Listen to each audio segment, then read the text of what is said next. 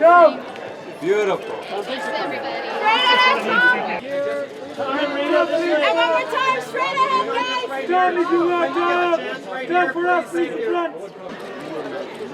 Everybody straight ahead. Cynthia! Or we could just start at the beginning again.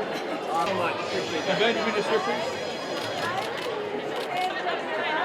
And Ben, if you would. Ben, straight ahead. Ben? Oh, wow. Beautiful. And again, here we go again. Beautiful, Cynthia. And Cynthia, straight ahead. On your right. And what have you done there?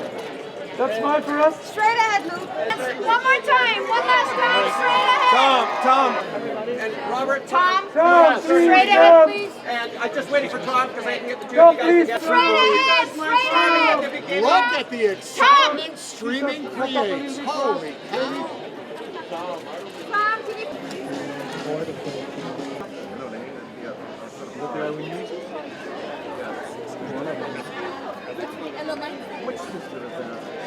We're perfect again. One more if I could. Thank you so much. Hey, Glenn. That's a big compliment. Not too fast, Alan. Right here, Alan. And Alan, right there. That's mine, Doug. And Doug does ice right here. Nice. And again, right here.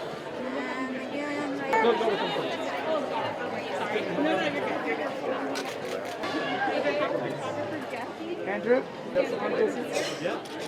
John?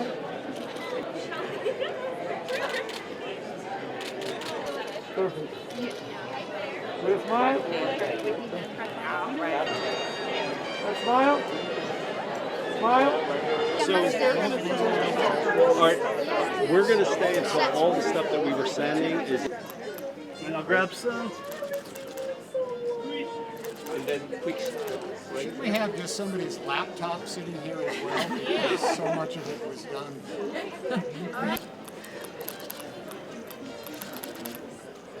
Great.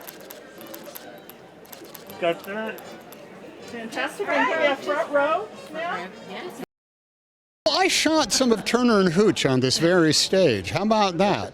Not bad, huh? Pretty good. That's not bad. That's a tiny bit of history.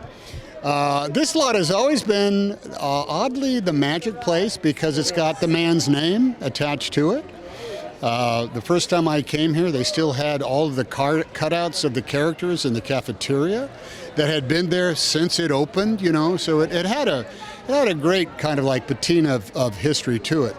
The animation building was still filled with animators that were doing the cell animations, I think for at that time the Black Cauldron and a few other things. So it's a ripe and special place. And of course, I think if you're actually looking at the apex of Disney's feature film art, Pinocchio is it. Pinocchio and Monstro. Pinocchio singing "I Got No Strings" that tie me down. Hey Diddly Dee, An Actor's Life for me. When You Wish Upon a Star. I don't think you get more of an iconographic connection between a movie and a man and an era and the history of all of American films than you do with Jiminy Cricket singing "When You Wish Upon a Star." So this is high country, and to be reunited with Bob doing it was just. That was just, yet another great benevolent move that I'm very, very thankful for. Yeah, no, it's crazy. Like, you hear everyone, like, it's so exciting. My first ever premiere of anything, and for it to be Pinocchio is so cool. I think the morals in Pinocchio and the things in the character are so universal and still make sense today, like how you have to be truthful and kind and brave and those things that Pinocchio teaches you. So I think they all still relate to life today. There's been loads of moments, but especially with Tom Hanks, he gave me the nickname Benocchio, and he gave me a special Pinocchio hat to wear on set, and yeah, we had a good time. We had a good time. I think it's my first Disney film to be a part of and to play the Blue Fairy and then to be on the lot. It's kind of like dreams come true. It's nice. It's really, really lovely. And that reception at the beginning was really wonderful. I'm really looking forward to hearing the reactions of people when we watch this. So yeah, it's lovely. I think that everyone is sort of looking for a way to recognize their dreams, and we're all looking for the same sort of qualities in each other, kindness and truth and honesty, and sometimes it takes us a while to find it and understand that that's really what drives us forward, and that's really what it makes us real. And I think that connects with people. Yeah. Oh, this is my first time actually coming to a premiere on the studio lot. Very, very fun indeed. Yeah, these studios, if they could talk, they'd have a lot of stories to tell. Well, it's been around a very long time. You know, it was written in the 1880s, and it's lasted a long time purely because of the story and the messages that it tells. And they've never really got old. They're as relatable now as they were when they were written. And I think kids relate to Pinocchio in so many ways, and he goes through so much in such a short period of time in the story. But you know, they're all sort of rites of passage and life experiences that, through his eyes, allows children to understand and learn.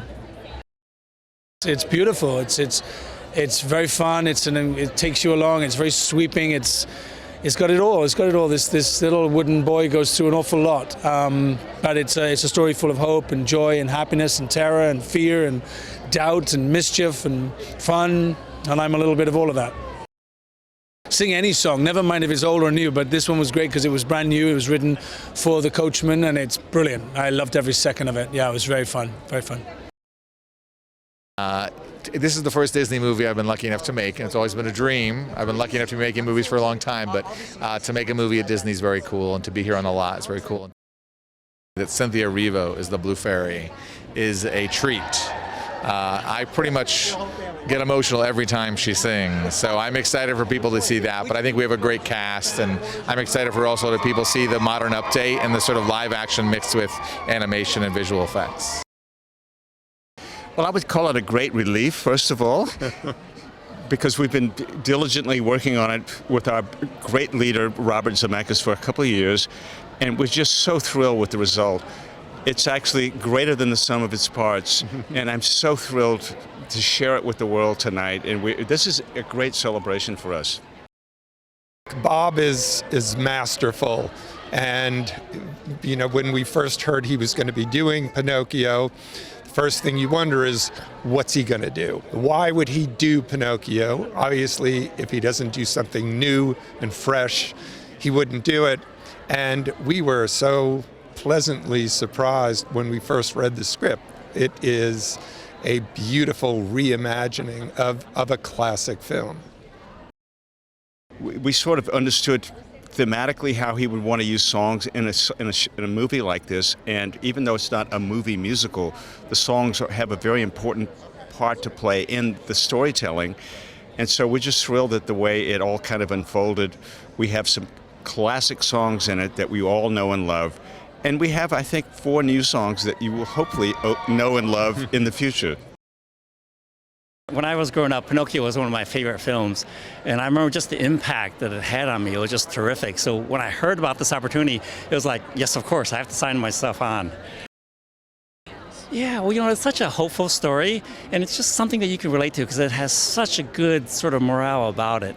And on top of all that, it's just a visual spectacle. I mean, I just enjoyed the world of Pinocchio, but I think overall, it's really the character of Pinocchio and Geppetto. I mean, they really captured my imagination.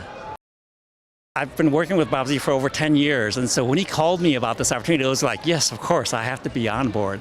And it was really great because he has such a wonderful point of view. I mean, he had great respect for the original material, and so we really want to pay respect to that and then build upon that, add something fresh, add something new to it to bring it to the modern audience. As human beings, we all take that journey in one way or another, from innocence to experience, and I think his journey to try to be a real boy, but yet he has all of the qualities that you would look in a real boy, but he happens to be a puppet, is an amazing, it's a metaphor for our journeys that we take in our life. And I think that's really what resonates down at the core of Pinocchio. The greatest things about the Disney animated movie was the original IP that was created for the animated movie. And Bob always revered that about Pinocchio. So he would not touch a classic story in any way, but he finds little moments and little characters to make it his own and bring it into the 21st century, if you will. I know, I love the Disney Studio lot. It's great because it's just like no other lot. It's kind of like a college campus, and it's really nice. It's got lawns everywhere, and little narrow streets, and it's always fun to come here. Well, I think it's a timeless story, and it's a story about coming of age. That's what makes it timeless, and it's a story about it's about being okay with who you are. So I think it's a very timeless story.